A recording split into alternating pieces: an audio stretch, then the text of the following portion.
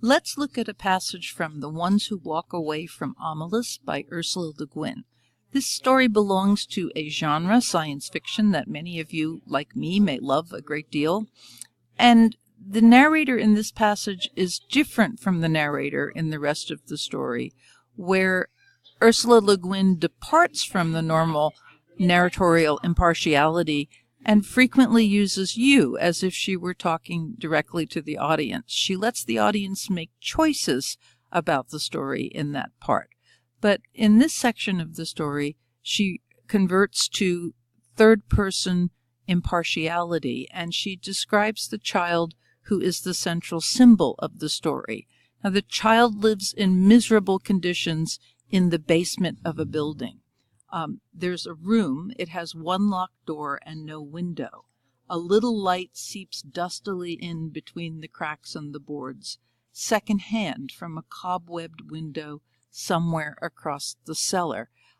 It's dark, and that darkness, as we know by this time in the class, darkness and light is an important symbol pattern and one that we need to pay attention to.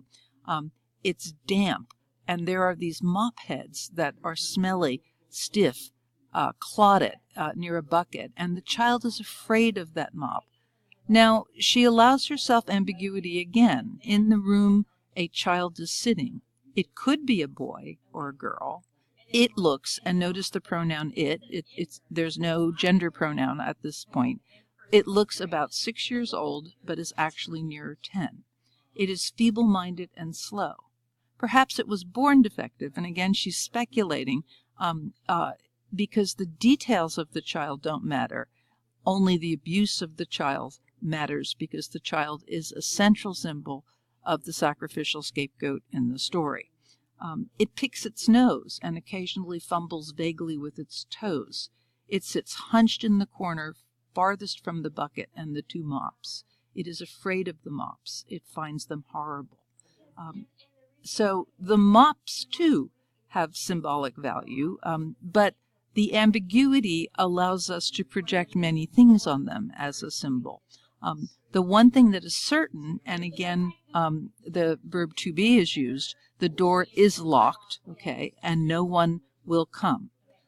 Repetition, the door is always locked and no one comes. So the fact that the child is isolated is emphasized with that repetition. And then sometimes people come.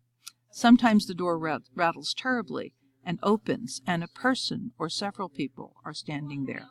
One of them may come in and kick the child to make it stand. The others never come close, but peer in at it with frightened, disgusting eyes. So the child repulses the community members who come to view it, and yet we're never told why they feel compelled to view it.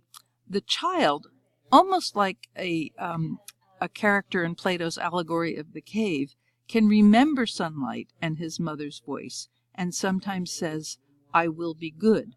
So the child has a memory of a life before it was locked in the room. The child looks like a child of famine. It is so thin there are no calves to its legs. Its belly protrudes. It lives on a half bowl of cornmeal and grease a day.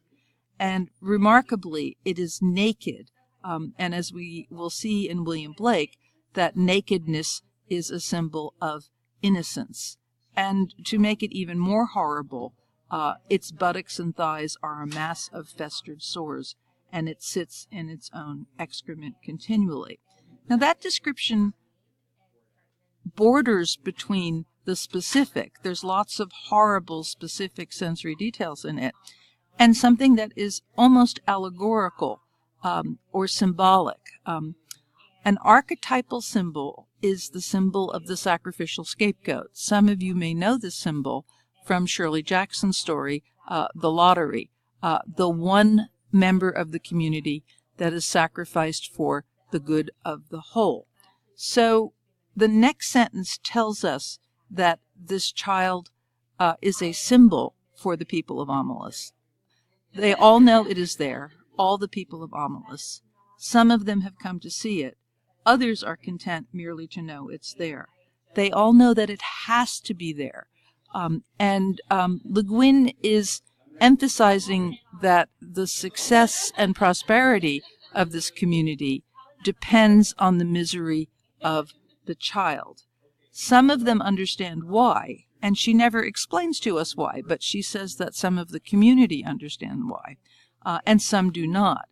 But they all understand that their happiness, the beauty of their city, the tenderness of their friendship, the health of their children, the wisdom of their scholars, everything that makes them a civilization, even their weather, depend wholly on this child's horrid mystery.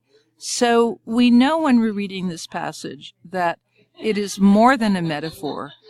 It is more than an allegory. It moves into the larger universal symbol system that Carl Jung first named archetypes.